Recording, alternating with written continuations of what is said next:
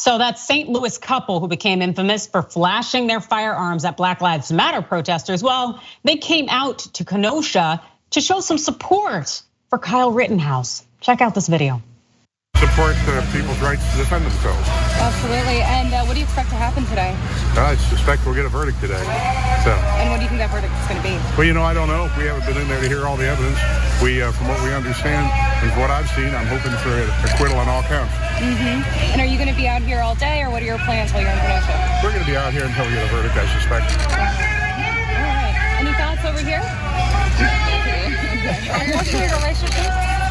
I have no relationship. I'm just an American citizen. I'm Mark McCloskeys from St. Louis, and we're just here to support people that exercise their Second Amendment rights to defend themselves, particularly when the government abdicates that duty and fails to protect its citizens. I mean, we've got programs to defund the police all over the place, but if you defund the police and the government is not there to protect the citizens have to protect themselves. That's an interesting right-wing talking point that was pandered by Mark McCloskey. I'm sure he did enjoy his time in the spotlight when it was him and having their Ken and Karen gun experience. That moment, then when they were really brandishing their weapons at that Black Lives Matter protest.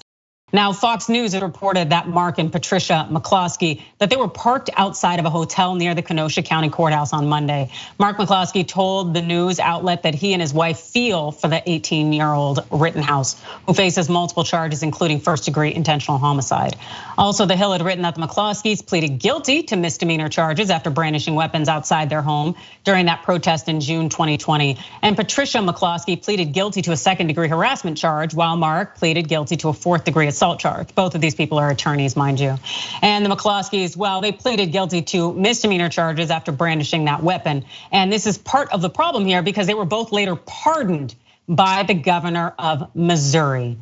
Now, Mark McCloskey, the personal injury attorney who recently launched a bid for the US Senate, well, he told Fox News in Kenosha that he thought it was a wise idea to attend the Rittenhouse trial. David? Some people are just like the idea that he would think it's helpful to anybody for him to attend this trial. He is a lightning rod of controversy. He is what you would call a jackass. The only thing he's learned since that incident in St. Louis is that he shouldn't wear that pin shirt and those khaki pants because he literally looks like one. So now he's wearing a suit to cover up his bulge, but it doesn't hide the fact that this guy is a moron. The idea that he thinks that he's got anything to offer, a criminal trial, a trial where somebody has been brandishing an AR-15 and killed 2 people. Rittenhouse killed 2 people. He may feel for Rittenhouse, but you know what? A lot of people feel for the 2 victims who didn't need to be shot to death that night when they were simply exercising their First Amendment right to protest. Yeah, absolutely. That's so interesting, I thought, in terms of how McCloskey's talking about protecting Second Amendment rights while completely and totally ignoring First Amendment rights. And the fact that those gentlemen had the right to protest as they were peacefully protesting when Kyle Rittenhouse decided that he wanted to play young guns out there in the streets and take people's lives. The fact is that the McCloskeys, they are just more examples of the problem in this nation with people feeling that, hey, we have to do whatever we can to silence certain groups. We have to make sure that marginalized people stay marginalized, and we're gonna make this a gun rights issue when that's clearly not the issue, when this is really about being able to subjugate people, to keep them silenced, and to not allow equity to really become part of the fabric of our society. And something I like to also point out is the fact that the McCloskeys were taking a photo with fans, and of course, one of them were flashing a sign associated with white supremacists.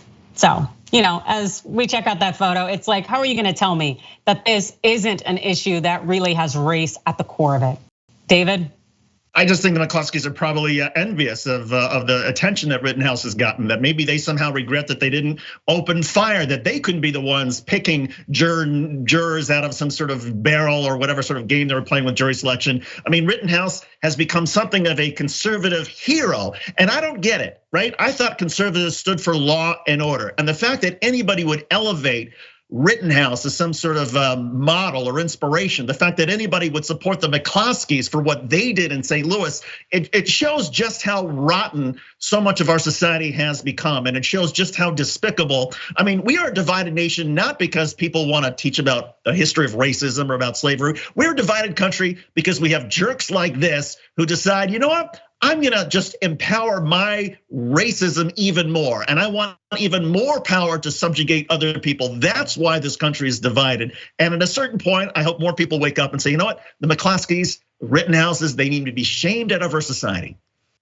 Yep, absolutely. That would be nice in terms of change, because we definitely don't see people like the McCloskeys out here attending trials where Black people have essentially been prosecuted for using weapons in open carry states and whatnot.